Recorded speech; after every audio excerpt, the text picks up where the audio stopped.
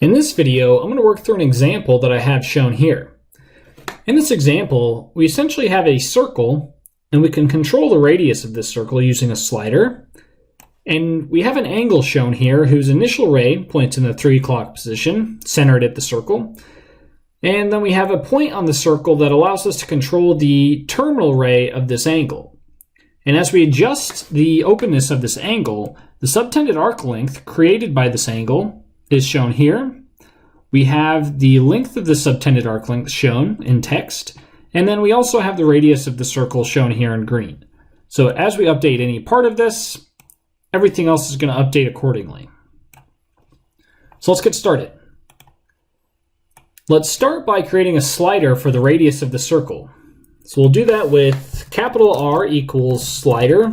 We'll go from 0 to 5 in pretty small increments. And next what we're going to do is create a circle centered at the origin with a radius of r. So we'll do C equals circle. We'll center it at the origin, so 0, 0. And we want a radius of r.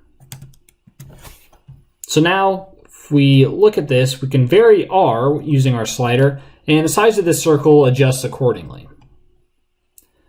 Okay, let's now create the initial ray. So we'll do init ray equals, and then we'll use the ray command, a starting point of 0, 0, and then we want it to pass through any point on the positive x-axis, so we could just do 1, 0. That'll create our initial ray. Now what we'll do is work on the terminal ray. So first we'll create a point on the circle. We'll do P equals point on C. So what that does is takes this point P and it puts it on this circle. Now what we'll do is terminal ray equals a ray that starts at 0, 0 and passes through the point P. Okay, so at this point we at least have the angle shown. We've got the circle there. Let's pretty things up a little bit just to make sure we understand what we're looking at. So we'll open our little style bar. I'm going to go ahead and hide the axes as well as the grid. We don't need those for now. And then I'm going to select both of the rays of the angle by holding down Control or Command and then clicking on them. I'm going to hide the labels, thicken these up a little bit, and we'll make them green. It's just user preference. For the point P, I'm also going to hide the label. I'm going to make it purple, and we'll leave it at that. And for the circle, I'm just going to hide the label. Okay, so now we can adjust the openness of this angle, and we can vary the size of the circle. Okay, so what we're going to do now is actually get the angle formed by these two rays. So with my mouse, I'm kind of tracing out the rotation that I want to get. And GeoGebra actually has a command called angle. So I'll do A equals angle. And what this allows us to do is give it 3 points. So we'll do r, 0, so a point on the 3 o'clock position of the circle. We'll give it the center of the circle, and then we'll give it the point P. And this creates the angle between those 3 points.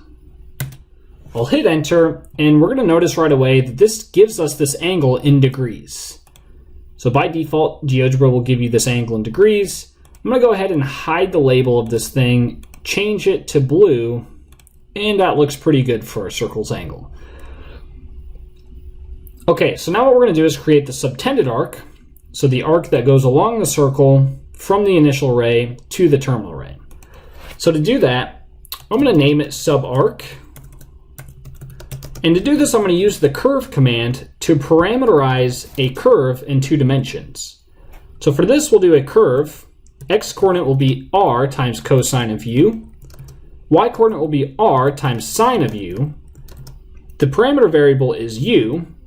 We want u to start at 0, and we want this parameter variable u to end at whatever angle we have. So I'm going to give it a, and this is kind of weird, but a is right now 65.53 degrees. But if I feed it a as the ending value for u, we're going to notice that GeoGebra, when it parameterizes this subarc object, instead of ending at u equals 65.53, it automatically converts that angle in degrees to a number of radians, which is 1.14.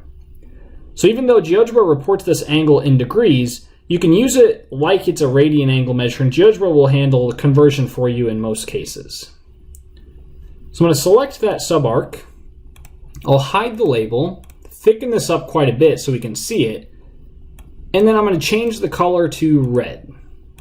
So now we can clearly see this arc subtended by the angle's rays, and as I vary the openness of this angle, that subtended arc is highlighted accordingly. And we can adjust the size of the circle. Okay, so now we're just going to add a couple text boxes to finish this off. I'm going to add one text to give the length of the subtended arc. We'll do S equals, I'm using a LaTeX formula just to make the text look pretty. And then I'll put an empty box in my text box. And in this empty box, I'm going to do R times A.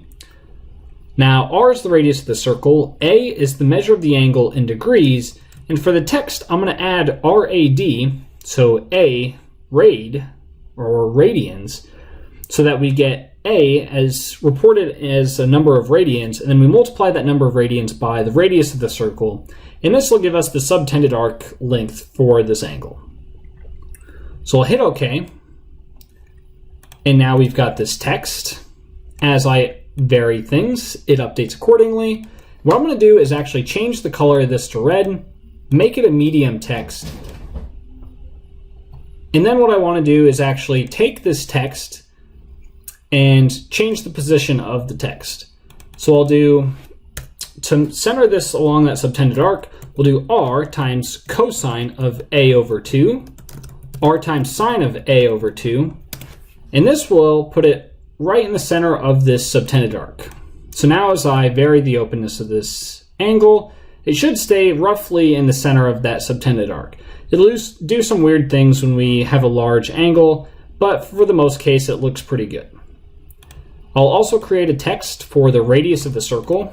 I'll make it a LaTeX formula again, and we'll do R equals, and then with an empty box, we'll just put in the radius of the circle. If I hit OK, this text box should give us the radius of the circle, and what we'll do is just make this, we'll say green, with the medium font size, and then we'll change the position of this to always be located at R divided by 2, 0.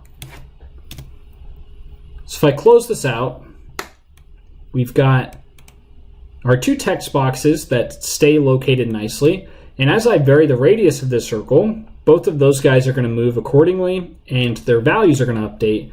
And as I update the openness of this angle, that subtended arc length text is also going to update accordingly.